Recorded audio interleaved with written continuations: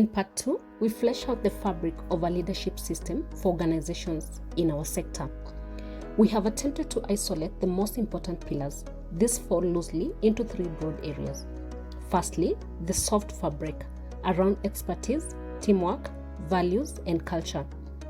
The enabling fabric, aspects such as structures, processes and systems, performance, and accountability. And finally, the strategic fabric around focus, approach, and what we call contribution momentum.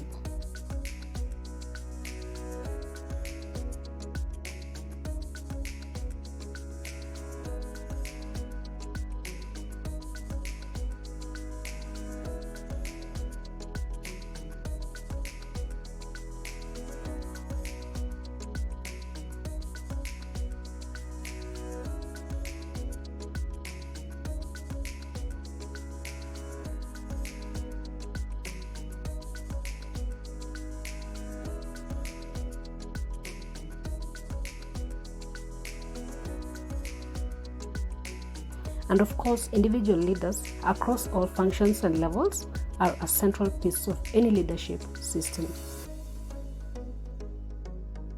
We came up with the idea of the contribution flywheel, borrowing on the concept of economic flywheel from the management guru Jim Collins, well known especially for his popular book Good to Great and the Social Sectors. Unfortunately, for some NGOs, one can get the worrying sense that the momentum of this flywheel is sometimes decelerating rather than accelerating, and in some cases, a bit stuck. However, in our opinion, it is the soft fabric that is the most critical part of the system, especially in our sector. If this is weak, it is probably impossible to strengthen any of the other pillars of your leadership system. We focus particularly on one pillar of the soft fabric, which we have labeled the performance culture. In our view, the most important pillar of all. We are talking about attitudes, behaviors, habits, levels of trust. These can get ingrained over time, are contagious, and can be notoriously hard to shift. What might be some practical symptoms of a low performance culture? These are just a few examples that we have come across in the past. Have you come across anything similar?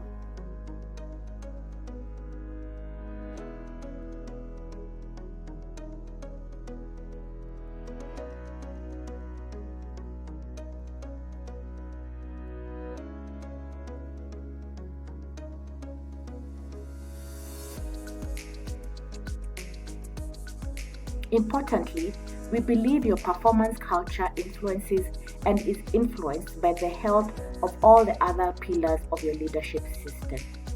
And of course, leaders, especially in key roles, have enormous impact on the health of each of the pillars of your leadership system, and especially on your performance culture.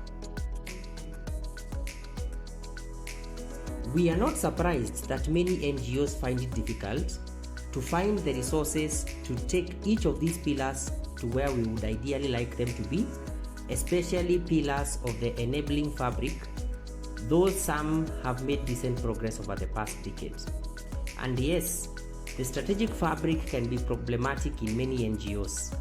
We were taken by how many of our interviewees openly pondered on what really should be the role, if indeed there is one, in the years ahead. Let us briefly summarize the conclusions from Part 2, the numbering continuing from the conclusions at the end of Part 1. Number 6, prioritize. Though all pillars are important, be honest and robust in assessing the health of each area. Definitely need to prioritize, build on your strengths, at the same time, address the areas that are in most need. Much more on this in Part 4. Number 7, remember that the soft fabric is the most important, so especially vital in our sector. Number 8, the performance culture, in our opinion, is the most important pillar of all. Of course, as we've mentioned earlier, individuals in key roles throughout your organization will have a huge effect on the health of all of the pillars of your leadership system, and especially on your performance culture, which brings us nicely to Part 3 on individual leaders and individual leadership.